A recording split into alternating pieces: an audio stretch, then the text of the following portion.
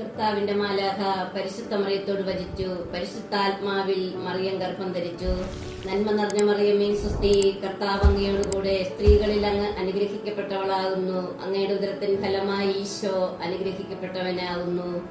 പരിശുദ്ധ മറിയമ്മേ, തമ്പുരാന്റെ അമ്മേ, പാപികളായ ഞങ്ങൾക്ക് വേണ്ടി ഇപ്പോഴും ഞങ്ങളുടെ മരണസമയത്തും തമ്പുരാനോട് അപേക്ഷിക്കണമേ. ആമേൻ. ഇതാ കർത്താവിന്റെ ദാസി, നിന്റെ വചനം പോലെ എന്നിലാകട്ടെ. നന്മ നിറഞ്ഞ മറിയമേ സ്വസ്തി, കർത്താവ് അങ്ങയോട് കൂടെ സ്ത്രീകളിൽ അങ്ങ് അനുഗ്രഹിക്കപ്പെട്ടവളാകുന്നു. അങ്ങയുടെ ഉദരത്തിൻ ഫലമായി ഈശോ അനുഗ്രഹിക്കപ്പെട്ടവനാകുന്നു. പരിശുദ്ധ മറിയമ്മേ, തമ്പുരാന്റെ അമ്മേ, പാപികളായ ഞങ്ങൾക്ക് വേണ്ടി ഇപ്പോഴും ഞങ്ങളുടെ മരണസമയത്തും തമ്പുരാനോട് അപേക്ഷിക്കണമേ. ആമേൻ. വചനം മാംസമായി നമ്മുടെ ഇടയിൽ വസിച്ചു. നന്മ നിറഞ്ഞ മറിയമേ സ്വസ്തി, കർത്താവ് അങ്ങയോട് കൂടെ സ്ത്രീകളിൽ അങ്ങ് അനുഗ്രഹിക്കപ്പെട്ടവളാകുന്നു.